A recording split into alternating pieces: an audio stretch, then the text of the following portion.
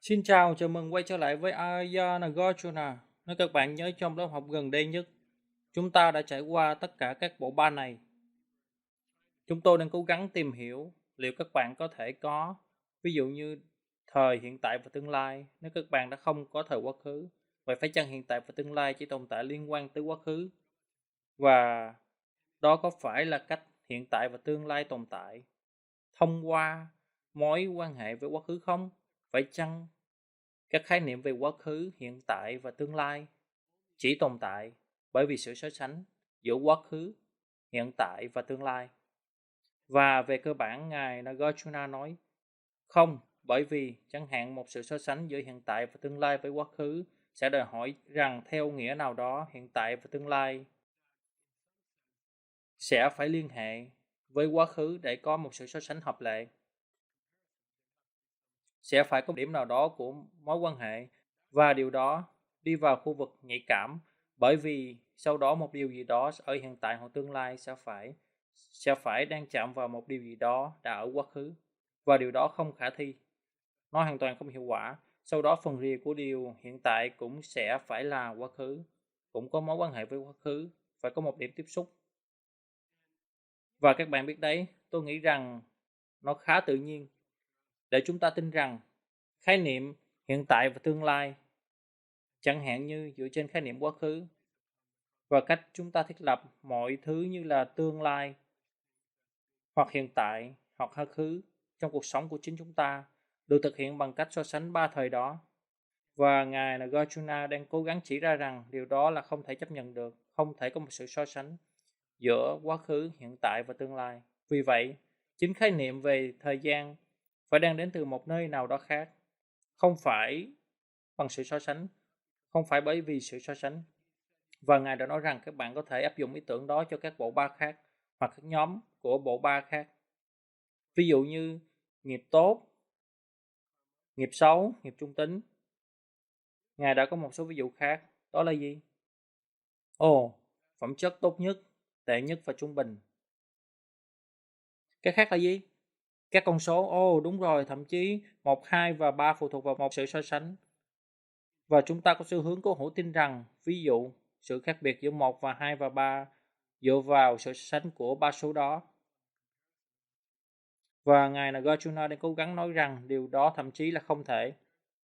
Vì vậy, ngay cả khái niệm về một sự tiến triển của thời gian, làm thế nào thời gian có thể trôi đi từ 1 giờ đến 2 giờ, nếu nó không phải bằng cách so sánh, nó đang từ đâu tới? Và chúng ta sẽ đi sâu vào nó, chúng ta sẽ đi vào câu trả lời. Nhưng trước tiên, Ngài đã hứa với chúng ta hai điều. Ngài sẽ kiểm tra các khái niệm về thời gian từ các trường phái phi đạo Phật vào thời của Ngài Nagarjuna. Vì vậy, nó sẽ giống như chúng ta đang nói về những gì các nhà vật lý hiện đại nghĩ về thời gian vào thời của Ngài Nagarjuna. Nếu Ngài đã muốn có một cuộc tranh luận sôi nổi nào đó, Ngài sẽ nói đến ý tưởng về thời gian, ví dụ như trong trường phái Yanka Hindu hoặc tương tự, và sau đó bằng cách thảo luận về ý tưởng của họ về thời gian, ý tưởng của chúng ta về thời gian sẽ trở nên rõ ràng hơn. Vì vậy, trước tiên Ngài hứa một cuộc thảo luận về thời gian từ các truyền thống khác. Và rồi Ngài nói, vậy thì chúng ta hãy nhìn vào khái niệm về thời gian trong các truyền thống khác của đạo Phật ngoài trung đạo. Và Ngài sẽ lấy Don Prapa, có nghĩa là theo chủ nghĩa chức năng. Có nghĩa là những người nghĩ rằng nếu một thứ gì đó làm được một điều gì đó thì nó phải có dạng nào đó của sự tồn tại vốn có. Nếu lửa có thể nóng thì cái nóng đó bằng cách nào đó phải vốn có trong lửa. Lửa không bao giờ lạnh, ví dụ như đóng băng. Vậy chúng ta bắt đầu nào. Khổ thơ tiếp theo này là khổ thơ số 5, sẽ trình bày ý tưởng của một trường phái khác, một truyền thống khác của Ấn Độ vào thế kỷ thứ 2 sau công nguyên. Và đây là khổ thơ.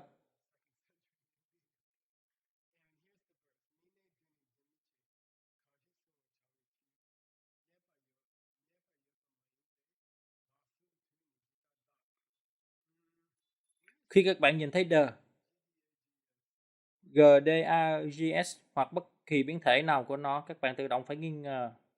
Nó nghĩa gì? Nó nghĩa là để quy cho hoặc để gọi một thứ gì đó là một thứ gì đó. Giống như khi các bạn nói thế giới tồn tại chỉ trong những ngôn từ hoặc tồn tại trong những tên gọi. Động từ là does. Vì vậy bất cứ lúc nào các bạn nhìn thấy the thường ở cuối của một câu thơ, nó có nghĩa là làm thế nào các bạn có thể nói về điều đó, làm thế nào các bạn có thể áp dụng điều đó, làm thế nào các bạn có thể tham khảo nó theo cách này, có nghĩa là một cách sai lầm. Thường xuyên. Được rồi. Vì vậy centenary, đây là một cuộc tranh luận thực tế. Centenary có nghĩa là những truyền thống khác của Ấn Độ cổ. Có thể là Shenya, truyền thống Hindu. Họ đến với ngài Nagarjuna và họ nói Durang Chinkidore, thời gian tồn tại trong và từ chính nó. Nó thì không phải là một sự tạo thành trong tâm thức của chúng ta, nó không phải là một sự tạo thành của những hạt giống nghiệp của chúng ta, nó thậm chí không phải là một sự tạo thành của sự so sánh giữa các thời. Nó tồn tại trong và từ chính nó. Thời gian tồn tại theo một cách nhất định có thể đo lường được và nó không tương đối. Vì vậy các bạn có thể nói khoa học trước Einstein phải không? Cơ học Newton. Thời gian có một định nghĩa nhất định. Yang Shinki Dode. Tại sao?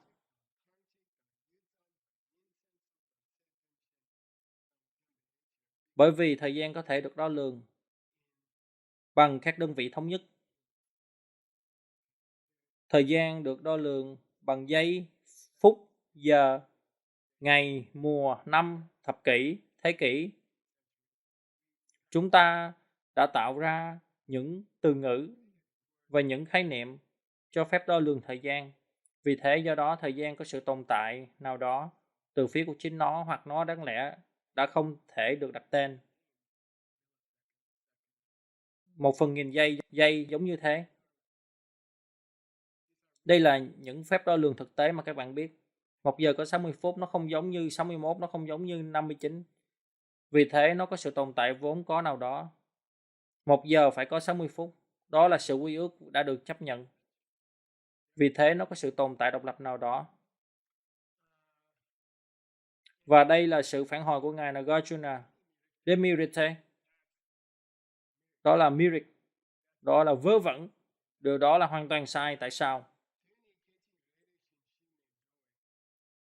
Nếu các bạn nghĩ về nó, thời gian trôi qua trong những 1/1000 giây tháng qua.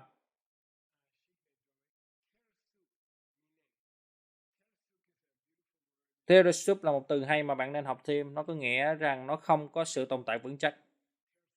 Teresup là một từ hay nên thơ mà có nghĩa là nó không có sự tồn tại vững chắc.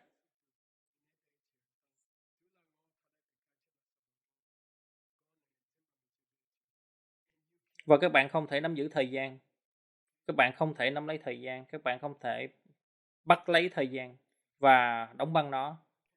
Thời gian thì không thể đóng băng. Thời gian không thể là các bạn không thể nắm lấy một 1/1000 giây nào đó và nói đó là một 1/1000 giây. Nó quá phù du, nó quá untesu để thậm chí gọi nó là có thật.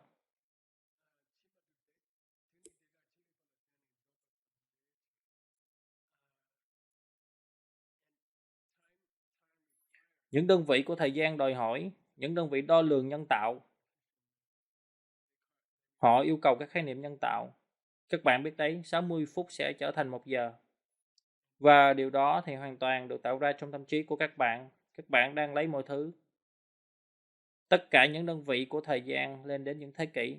Sau cùng phụ thuộc vào những 1/1000 giây hoặc khoảng thời gian ngắn nhất. Và những điều đó quá nhanh đến nỗi các bạn không thể nắm lấy chúng. Vì thế nếu các bạn chất đống những thứ không thể nắm bắt được, các bạn kết thúc với chỉ một thứ lớn không thể nắm bắt được. Nó không giống như nó trở nên vững chắc hơn khi các bạn chất đống chúng. Bởi vì mọi thứ là không thể xác định được. Mọi thứ là không thể bắt lấy được. Các bạn không thể bắt lấy một khoảnh khắc thời gian. Khi các bạn bước sang tuổi 69, các bạn sẽ hiểu nó rõ hơn. Sau đó anh chàng khác nói một điều rất hay và tất cả những điều này thì rất kích thích tư duy. Và nếu các bạn có thời gian, những điều này thì rất tuyệt vời cho cuộc nói chuyện, cho một nhóm học tập hoặc cho sự thiền định của riêng các bạn. Và một điều ở đây Ngài nói, Conare. Bây giờ đây là tư tưởng của một trường phái khác và họ nói Du chỉ đung ra minpa. Thời gian. Làm thế nào chúng ta sẽ nói điều này? Thời gian làm cho những năng lượng có sức mạnh thiên nhiên của vũ trụ thành hiện thực. Thời gian làm cho những năng lượng có sức mạnh thiên nhiên của vũ trụ thành hiện thực. Vì vậy, nó vững chắc. Sự ảnh hưởng của thời gian lên lực hấp dẫn, quán tính, sự hỗn loạn, điện tử học cơ bản. Sự ảnh hưởng của thời gian lên những năng lượng có sức mạnh thiên nhiên của vũ trụ chứng tỏ rằng thời gian phải có sự tồn tại vững chắc nào đó, bởi vì nó ảnh hưởng đến những thứ khác. Thời gian gây ra, sáng nay họ đã thông báo, các nhà thiên văn học lần đầu tiên đã chứng kiến một ngôi sao phát nổ.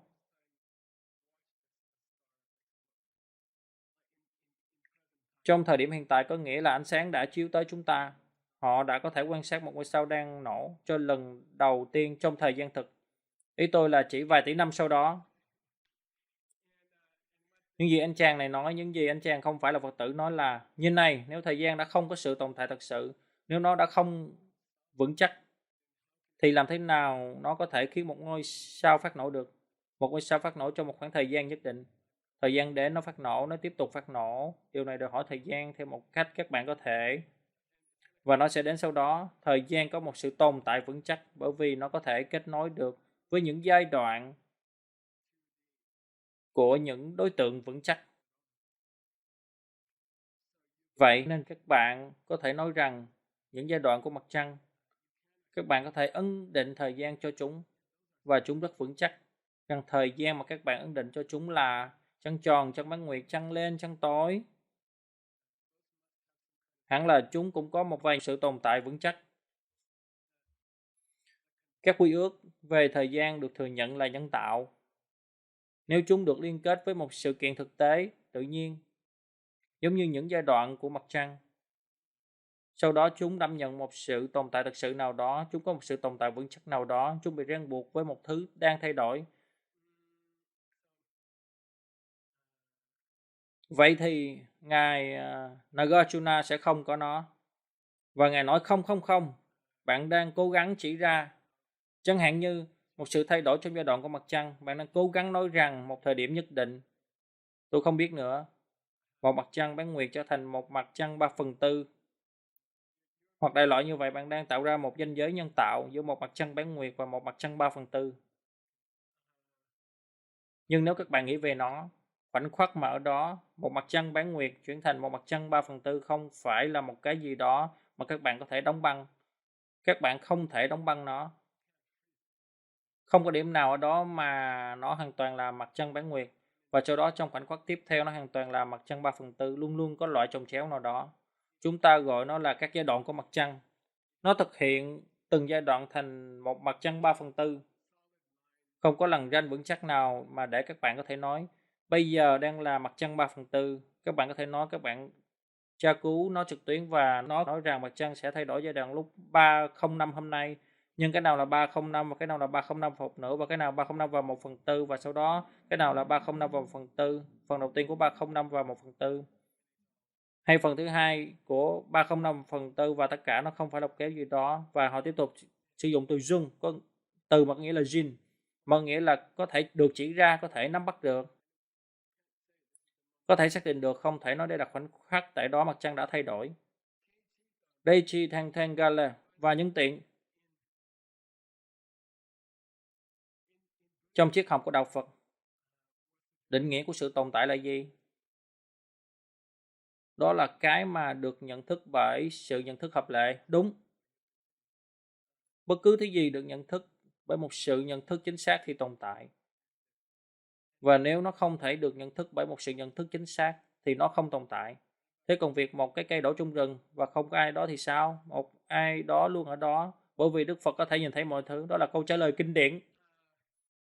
Nhưng Sensor Miber có nghĩa là một sự nhận thức chính xác có thể xác định khoảnh khắc đó không? Và Ngài Nagarjuna nói không. Bởi vì xác định có nghĩa là nắm bắt. Xác định có nghĩa là nắm lấy một một điểm nhất định nào đó mà nó là 1/1000 giây. Nhưng các bạn không có chuyện đó. Do đó nếu các bạn không thể nắm bắt, nếu các bạn không thể xác định đầu trước và đầu sau của 1/1000 giây, nếu các bạn không thể xác định đầu trước và đầu sau của 1/1000 giây, thì bởi vì định nghĩa về sự tồn tại trong đạo Phật, 1/1000 giây không thể tồn tại.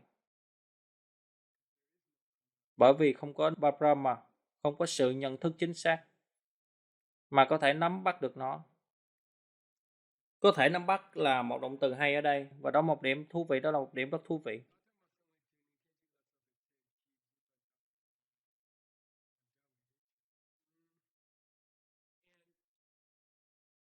Và nếu các bạn thậm chí không thể xác định 1/1000 giây đơn lẻ của thời gian, thì làm thế nào các bạn sẽ mô tả sự khác biệt giữa quá khứ và hiện tại và tương lai? Bởi vì đó sẽ quanh một khoảnh khắc mà mọi thứ thay đổi đến hiện tại từ quá khứ, hoặc thay đổi từ hiện tại đến tương lai. Nếu không có điểm nào mà ở đó quá khứ thay đổi thành hiện tại, và nếu hiện tại không bao giờ có mối liên hệ với quá khứ, nếu không có điểm nào của sự tiếp xúc mà có thể quan sát được, thì những sự phân chia của thời gian thậm chí thành quá khứ, hiện tại và tương lai là nhân tạo và tùy ý, và chúng không thực sự tồn tại từ phía của chính chúng. Tuyệt vời. Tôi đã cố gắng để có được một bức ảnh. Tôi thực sự yêu thích việc tìm những bức ảnh này. Nó giống như tôi dành cả ngày làm việc đó. Vợ tôi thắc mắc những gì tôi đang làm. Tôi đã tìm thấy bức ảnh cho điều này. Tôi thích bức ảnh này. Thời gian cứ thế trôi. Thời gian bay ra khỏi cái lồng chim này. Và các bạn không thể nắm bắt nó và nói đó là hiện tại, hoặc đó là quá khứ, hoặc đó là khi hiện tại đã dịch chuyển sang quá khứ. Nó không thể nắm bắt được. Các bạn nắm bắt và nó đã biến mất. Vì vậy tôi thích tìm những bức ảnh này. Bây giờ chúng ta đã tới phần thứ hai, đó là gì vậy? Chúng ta đã thảo luận về các truyền thống khác của Ấn Độ cổ, ý tưởng của họ về thời gian, và Ngài đã hứa gì với chúng ta tiếp theo. Đúng, một vài nhóm của chính chúng ta thì sao? Những người không theo trung đạo thì sao? 3 nhóm đầu tiên thì sao? Ngài đang xem xét 3 nhóm đầu tiên chung với nhau: vi diệu pháp, kinh lượng bộ và duy thức, được gọi là những người theo chủ nghĩa chức năng. Tất cả họ tin rằng một thứ gì đó là thật nếu nó biểu hiện loại nào đó của chức năng. Vì vậy Ngài nói họ nghĩ thế nào về thời gian? Và liệu chúng ta có thể ấn vào các lỗ trống trong ý tưởng của họ về thời gian không? Đó là khá nhiều những gì mà Ngài Nagarjuna dành thời gian của Ngài để làm. Nếu đã có thời gian như vậy, vậy thì chúng ta tiếp tục nào. Và nhân tiện, chỉ dành cho các bạn. Câu hỏi về thời gian là một tình huống rất độc đáo. Trong đó trường phái thứ tư và trường phái đầu tiên tán thành, và trường phái thứ hai và thứ ba thì không.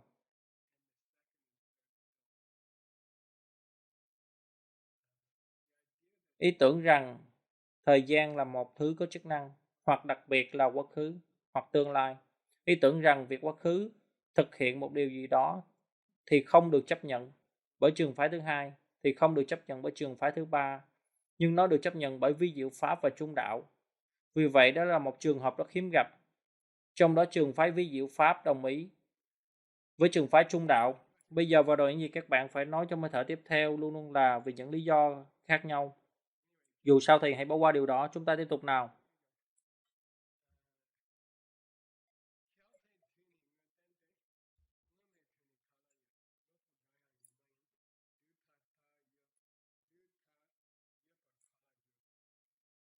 Và hãy đến với bản luận giải này.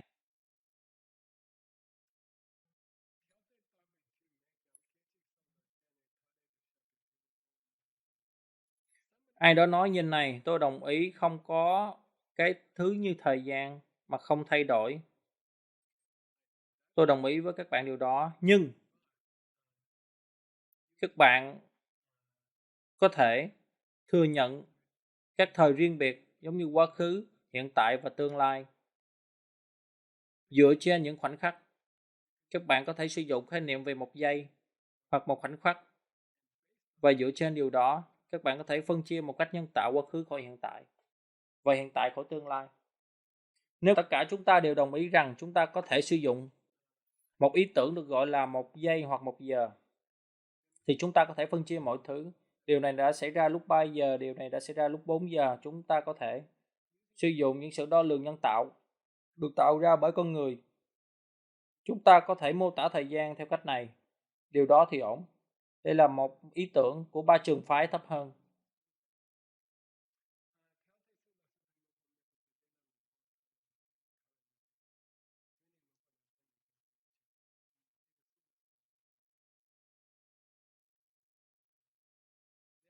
Rồi Ngài nói, có phải các đơn vị nhân tạo của thời gian mà các bạn đồng ý sử dụng những giây, những phút không?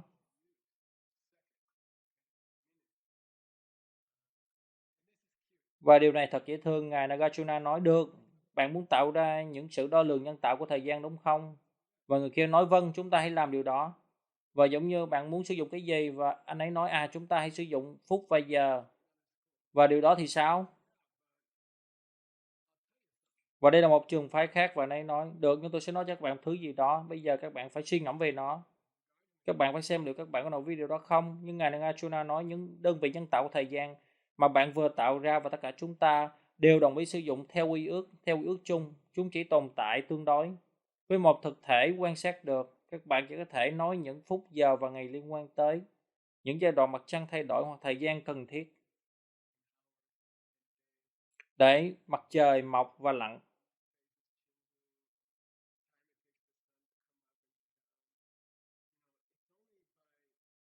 Nó chỉ liên quan tới những thực thể thực sự có thể quan sát được, mà các bạn có thể đã có một thực thể nhân tạo mà được gọi là giờ, hoặc ngày hoặc tháng. Tháng như các bạn biết được dựa trên các giai đoạn của mặt trăng, ngày thì dựa trên các chu kỳ của mặt trời. Và trong thiên văn học của đạo Phật có những sự đo lường thời gian khác dựa trên sự chuyển động của các chòm sao. Như vậy trong thiên văn học của đạo Phật, mặt trăng, mặt trời và gì nhỉ? Chòm sao, sự đo lường thời gian.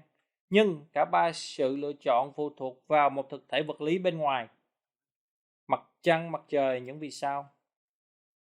Và Ngài Nagarjuna nói, xem này, tôi đồng ý rằng bạn có thể tạo ra những đơn vị của thời gian, nhưng bạn không luôn luôn gắn chúng với thứ nào đó bên ngoài có thể quan sát được, đúng không? Giống như một mùa là một kiểu ràng buộc với sự thay đổi của thời tiết và những thứ tương tự. Vì thế Ngài nói chúng không phải lúc nào cũng vậy, đúng không? Và rồi các anh chàng kia giống như, vâng, bây giờ rằng Ngài cập đến nói những đơn vị nhân tạo của thời gian mà chúng ta đã tạo ra có liên hệ với, chúng phải được liên kết với một tempo thay đổi, một thực thể chức năng ở bên ngoài. Và tiếp đó Ngài nói, Ngài Nagarjuna nói, vì những thực thể quan sát được bên ngoài mà bạn muốn liên kết thời gian với việc không tồn tại từ phía của chính chúng, thì thời gian cũng không được liên kết với chúng. Nếu mặt trăng không tồn tại từ phía của chính nó, thì thời gian quy ước nhân tạo được gọi là tháng mà các bạn đã liên kết với thứ đó không thể là thật. Bởi vì thứ mà nó là một đặc điểm của mặt trăng thì không có thật. Nếu cái lọ không thật, thì màu xanh của cái lọ là không có thật.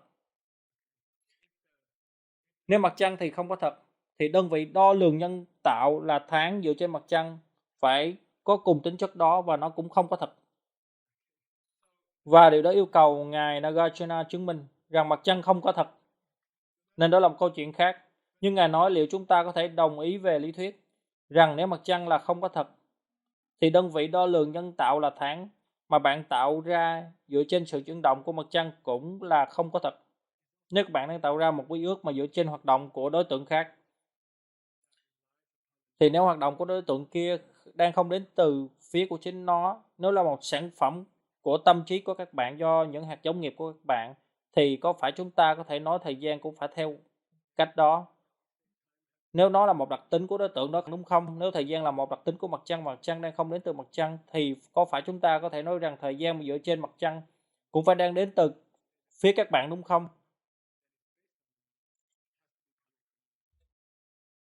Và rằng nó không thực sự có một đơn vị đo lường độc lập. vì vậy nó không tồn tại. Và hơn nữa, có một điểm tiếp xúc nào giữa mặt trăng và tháng không? Cái tháng phụ thuộc vào chuyển động của mặt trăng, đúng. Có mối quan hệ nào giữa chúng không? Có. Ý tưởng rằng tháng được kết nối với mặt trăng có đúng không? Đúng. Có một điểm tiếp xúc nào không? Có. Nếu không thì tháng sẽ kết nối với hoạt động của mặt trời. Hoặc hoạt động của một ngôi sao phải có một điểm tiếp xúc. Vậy phần nào của mặt trăng chạm vào phần nào của tháng? Điều đó là không thể. Tháng không thể gắn với mặt trăng bởi vì mặt trăng tự nó không gắn với bất kỳ thứ gì. Thật là rất hay. Các bạn đã phải nghiền ngẫm điều đó. Rồi, nhân tiện. Bạn có thấy một câu bắt đầu. Bạn có thể trình chiếu nó lên không?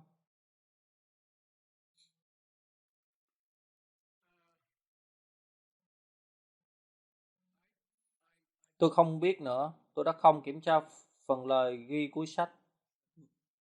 Là vài câu cuối của quyển sách, trong đó Ngài nói: tôi đã viết quyển sách này trong ngôi nhà của tôi ở tu viện Johnny năm 1747. Nhưng tôi đoán nó là về sau này trong cuộc đời của Ngài. Ngài đã có nhiều hoạt động vào lúc cuối đời Ngài Johnny Lama. Ngài đã viết khoảng 200 quyển sách. Tôi nghĩ một nửa trong số chúng đã được viết trong 10 năm cuối đời. Ngài đã bước vào khóa tu và nói: tôi phải viết điều này xuống. Tôi phải viết điều này xuống. Họ sẽ làm nó rối tung lên sau tôi biết cảm giác đó. Vì vậy, Ngài đang làm việc giống như một người điên cuồng. Và Ngài đang soạn ra những quyển sách này vì Ngài đang nghĩ rằng không ai sẽ có thể làm điều đó sau tôi. Và tiếp đó bạn có những câu gây bực bội như câu này: Tim, đu xương khi nằm xa. Toàn bộ câu này về năm xa có nghĩa là toàn bộ phần trình bày này về ý tưởng của ba thời.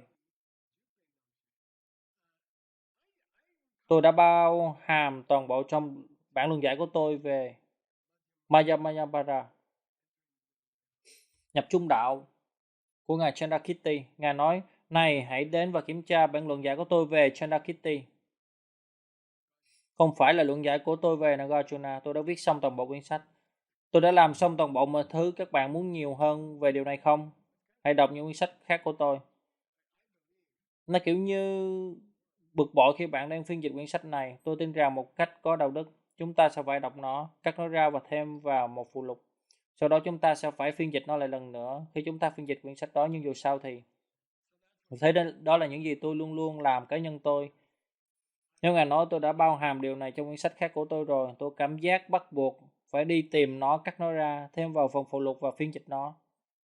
Chúng ta chỉ có thể làm điều đó vì chúng ta có cơ sở dữ liệu đáng kinh ngạc này, được tạo ra bởi ông nội John, ông nội số 2, ông nội John Brady, yeah.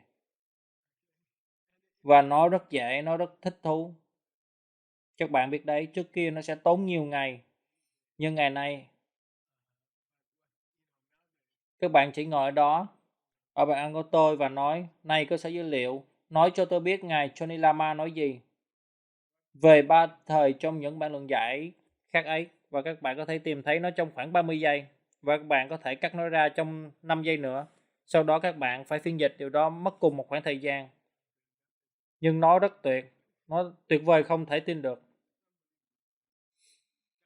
Đó là lý do tại sao những quyển sách Mixed Note này rất có giá trị, theo ý kiến của tôi.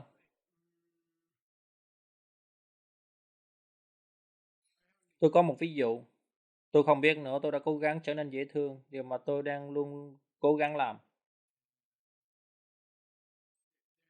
Và có một quyển sách và một chiếc đồng hồ, và ý tưởng chỉ là tương đối so với một đối tượng bên ngoài. Thì thời gian có ý nghĩa. Vậy quyển sách bao nhiêu tuổi rồi? Quyển sách được viết khi nào? Bao nhiêu năm cho đến khi Mixnote phiên dịch nó? Và Joshua trở thành một Mixnote và phiên dịch. Bao nhiêu năm sẽ trôi qua về những điều đó? Phép đo lường năm chỉ có ý nghĩa tương đối với quyển sách thật. Quyển sách đang xác định thời gian theo một cách. Các giai đoạn tồn tại của quyển sách đang xác định thời gian. John Perry đã nhập dữ liệu nó khi nào và nó đã được xuất bản khi nào nó đã được đưa lên mạng miễn phí.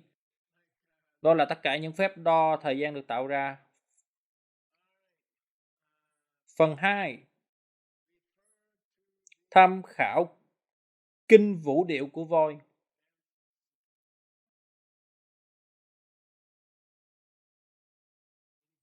Bất kỳ phỏng đoán nào, điều đó có nghĩa là gì? Chúng ta đã nói mỗi chương Ngài sẽ nói. Này, đây là nơi mà Ngài Nagarjuna đã có những ý tưởng này. Ngài sẽ hướng về Đức Phật. Ngài nói, các bạn có muốn biết nơi nào Ngài Nagarjuna đã nảy ra tất cả ý tưởng về thời gian này không? Hãy kiểm tra kinh vũ điệu của voi. Đó là Ngài Johnny Lama. Và tôi thích nó vì nó có nghĩa là những ý tưởng Ngài Nagarjuna không chỉ được tạo ra những ý tưởng các bạn đang đọc ở đây từ Ngài Nagarjuna, là những giải thích của Ngài về các bản kinh gốc, và chúng luôn luôn buộc lại thành một quyển kinh. Có thể có một manh mối ở đó mà các bản kinh điển liên quan đến việc tìm ra thứ tự các chương, nhưng điều đó quá nhiều. Loại thứ 3 của chương này sẽ là gì? Câu cuối, tiêu đề của chương. Ở đây chúng tôi nhận được bằng các ngôn ngữ châu Á. Tên của chương có ở cuối, Duchapa Kalaparisa. Một cuộc kiểm tra thời gian hoặc một cuộc nghiên cứu. Tôi gần như thích nghiên cứu bởi vì Ngài Nagarjuna là kiểu như rất, các bạn gọi nó là gì? Ngài quá cầu tiến, Ngài sẽ nghiên cứu, Ngài sẽ không kiểm tra, Ngài sẽ đào nó ra. Tôi gọi chúng là những sự kiểm tra trong vài năm, và sau đó tôi nghĩ đến việc nghiên cứu. Bỏ những sự kiểm tra, chúng ta hãy đi đến những sự nghiên cứu. Được rồi, chương tiếp theo. Mấy giờ rồi team? Đến 3 giờ 50. 15 phút nữa. Chúng ta hãy đến đây. Nhân tạo, khoan đã, tôi không nên đưa cho các bạn điều đó. Dù sao, Ngài Johnny Lama cũng cố gắng để liên kết chương này với chương cuối cùng. Chương 20 được gọi là sự hội tụ của những nguyên nhân và những điều kiện. Và để tôi xem nào. Tôi nghĩ có một từ tiếng Sanskrit ở đây. Điều đó rất hữu ích. Không, chưa được rồi. Dù sao thì cũng có khái niệm hay này trong chương này. Chương này được gọi là, tôi nghĩ nó được gọi là Saint Maria. Và tôi muốn các bạn có được cảm giác trước khi các bạn nhảy vào chương này. Tôi muốn các bạn có cảm giác về những gì Ngài đang nói. Ngài đang nói về thời điểm quá chín mùi, đến nỗi mọi việc phải xảy ra, tất cả những điều kiện đi cùng với nhau. Và các bạn biết đấy, hãy cố gắng tập trung tâm trí của các bạn vào khoảnh khắc cụ thể đó. Tất cả những gì cần thiết, anh chàng sách điện tử đã gửi vào thứ của mình. Các bạn biết đấy, anh chàng ứng dụng vừa hoàn thành ứng dụng, rồi sau cuối cùng cũng có thời gian để ngồi xuống nửa đầu của ngày và làm việc với nó. Tất cả những nguyên nhân này sẽ phóng ra một kết quả. Vì vậy, Ngài Johnny Lama, Ngài Nagarjuna, các ngài muốn các bạn cố gắng ghi nhớ khoảnh khắc đặc biệt đó đúng lúc, khi tất cả những nguyên nhân và những điều kiện cần thiết đã kết hợp lại với nhau. Tài chính, khái niệm, bộ phận kế toán, nguồn nhân lực, bla bla bla bla, và bây giờ công ty có thể ra mắt, các bạn biết chứ? Giống như đó là khoảnh khắc ngay trước khi quán cà phê mở cửa. Nhà bếp đang hoàn thành, sàn nhà ở đó, đồ nội thất được mua, bảng hiệu được làm, khu vườn được cắt tỉa, nhà vệ sinh ở đó. Và boom, nó hoàn toàn sẵn sàng để mở cửa. Ngài muốn các bạn nghĩ về khoảnh khắc đó, và Ngài gọi chương này khoảnh khắc mà tất cả mọi thứ đã kết hợp với nhau. Và đó là khoảnh khắc ngay trước khi kết quả bật ra. Được rồi, vì thế hãy để tâm trí của các bạn vào việc đó.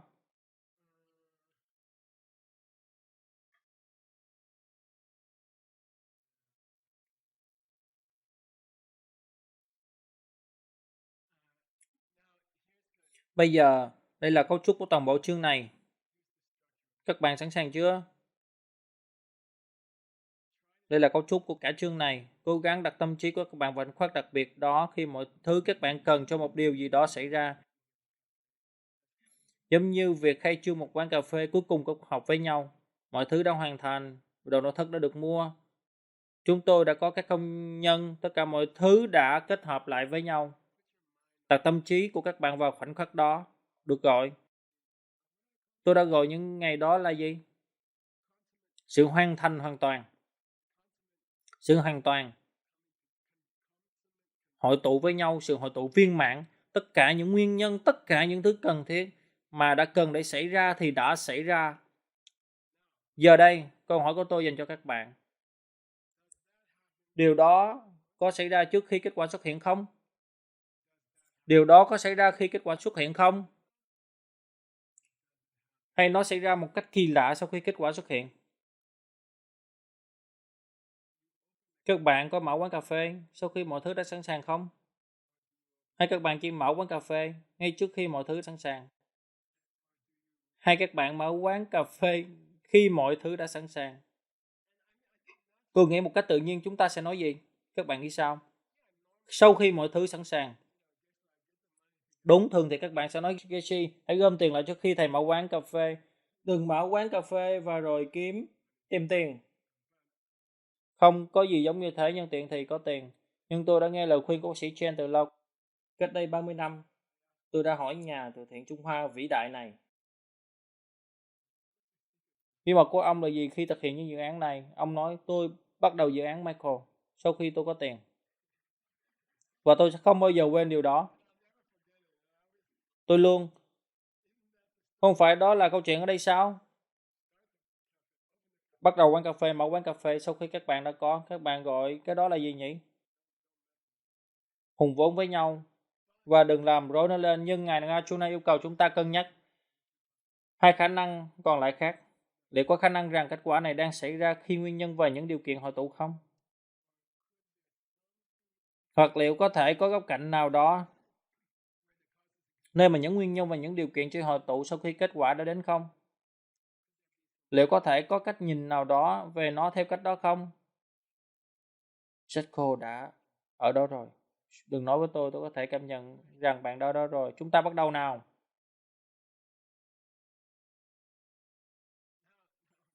Bây giờ một câu hỏi. Hãy đặt tâm trí của các bạn vào câu này. Khi các bạn có được tất cả tiền dành cho quán cà phê và tất cả các trang thiết bị và tất cả các nhân viên và bla bla bla bla, các giấy phép, chờ phù hộ cho vụ giấy phép, khi tất cả chúng hội tụ thì liệu việc khai trương quán cà phê có hiện hữu hay không?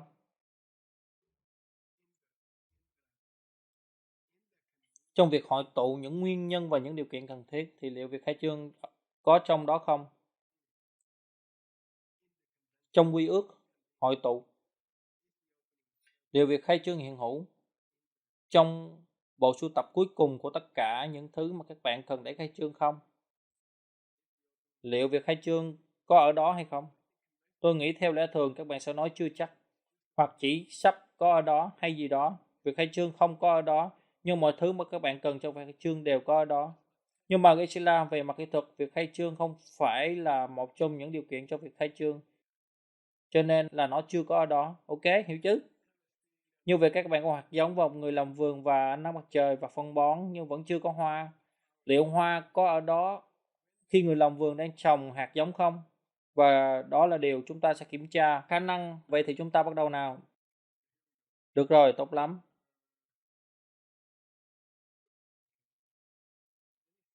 Vừa rồi Ngài nói, bây giờ thì tôi sẽ dừng lại phím. 3 giờ 55. Bao nhiêu? 10 phút. 6 phút được rồi, tôi chỉ đang cố gắng theo dõi.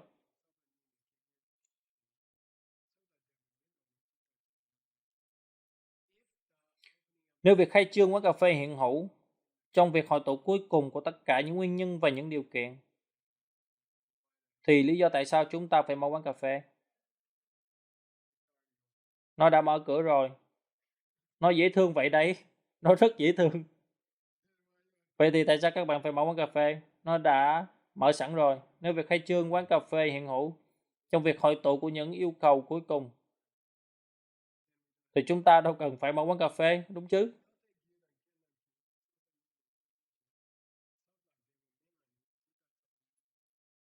Nhưng nếu việc khai trương quán cà phê không hiện hữu bằng cách nào đó trong những nguyên nhân và những điều kiện cụ thể này, thì làm thế nào một quán cà phê có thể mở được? Vậy thì các bạn sẽ chỉ mở một tiệm sách hay gì đó. Thấy không, tại sao phải mở một quán cà phê khi tất cả những nguyên nhân và những điều kiện để mở một quán cà phê hiện hữu? Nếu việc khai trương một quán cà phê bằng cách nào đó lại không hiện hữu trong việc hội tụ cuối cùng của những nguyên nhân và những điều kiện đó. Bởi vì nếu việc khai trương quán cà phê đã không hiện hữu theo mức độ nào đó trong suốt việc hội tụ cuối cùng của những nguyên nhân và những điều kiện để khai trương quán cà phê, thì khi những nguyên nhân và những điều kiện cuối cùng đã làm việc của chúng, nó sẽ bật ra một cuộc phân thỏ hay gì đó. Hiểu ý tôi chứ? Tại sao sẽ không có bất cứ thứ gì bật ra? Tôi sẽ nói lần nữa. Nếu việc khai trương quán cà phê không theo một mức độ hiện hữu nào đó, trong khoảnh khắc cuối cùng của việc hội tụ của tất cả những điều cần thiết cho việc quán cà phê mở cửa, thì khi chúng thực sự hội tụ, tại sao chúng nên mở ra một quán cà phê? Tại sao chúng không mở ra một cuộc phân thỏ hoặc là loại thế? Ý tôi là cái đó là bởi vì không có mối quan hệ, không có mối quan hệ cần thiết, không có lý do gì hơn việc tại sao một quán cà phê nên bật ra thay vì một cuộc phân thọ. Nếu quán cà phê không trong mức độ hiện hữu nào đó trong việc hội tụ cuối cùng của những nguyên nhân và những điều kiện, ok hiểu chứ? Hoặc cách ra tôi nghĩ trong tiếng Anh chúng tôi sẽ nói tiềm năng thì bằng cách nào đó có tiềm năng trong quán cà phê bật ra hơn là một cuộc phân thọ đại loại như thế. Nhưng chúng ta bắt đầu được chứ? Đây là câu hỏi. Thực ra thì tôi chỉ đã che nó lại.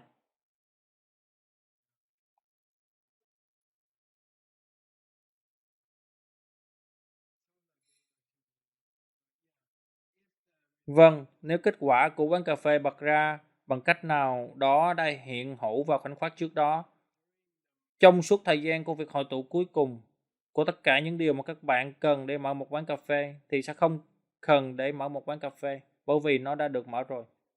Và nó sẽ là thừa. Ngài liên tục dùng chữ thừa, sẽ không có bất kỳ lợi ích gì khi mở một quán cà phê. Lần thứ hai, một phần nghìn giây sau đó. Đây là một bức ảnh. Tôi đã gặp vấn đề với bức ảnh này. Tôi đã không thể tìm được bức ảnh mà các bạn đã không cần phải giải thích. Nhưng bằng cách nào đó, nếu quả dưa hấu đã hiện hữu trong những hạt giống và đang hội tụ, và vậy thì tại sao các bạn phải trồng những hạt giống này?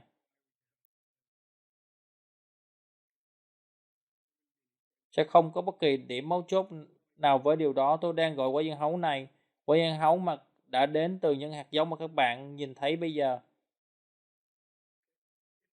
Nếu quả dưa hấu đã hiện hữu trong thời điểm của những hạt giống của nó, thì tại sao những hạt giống phải làm bất cứ điều gì? Hiểu chứ?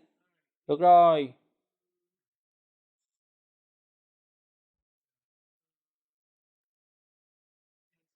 Và giả sử kết quả bằng cách nào đó không hiện hữu, kể cả khi một tiềm năng trong việc hội tụ cuối cùng của những nguyên nhân và những điều kiện. Vậy thì nó có thể không bao giờ phát triển, và tôi không biết nữa. Trong tuyệt vọng, tôi đã có một quả táo ở đây. Các bạn có thể thấy quả táo. Nó là táo kim loại, vì thế nó đã không phát triển từ bất cứ thứ gì. Hiểu không? Hợp lý chứ? Nếu kết quả không hiện hữu trong việc hội tụ của những nguyên nhân và những điều kiện, thì tại sao nó lại từng tạo ra nguyên nhân đó? Nếu nó không kết nối bằng cách nào đó với việc hội tụ cuối cùng của những nguyên nhân và những điều kiện, có nghĩa là nó tồn tại từ trước, thì tại sao một quả táo lại xuất hiện? Tại sao sẽ không phải là một thứ gì đó khác xuất hiện? Và có một vấn đề sâu sắc khác ở đó. Ngài Nagarjuna quay lại ý tưởng rằng nếu mọi thứ đang không đến từ các bạn, nếu mọi thứ đang đến từ phía của chính chúng không thể thay đổi, chúng không có lý do để thay đổi. Tôi sẽ nói lần nữa, Nagarjuna cứ liên tục quay lại với chủ đề này để các bạn có thể nghiền ngẫm rằng nếu nguyên nhân này bằng cách nào đó không hiện hữu trong những nguyên nhân, nếu kết quả đã tự tồn tại,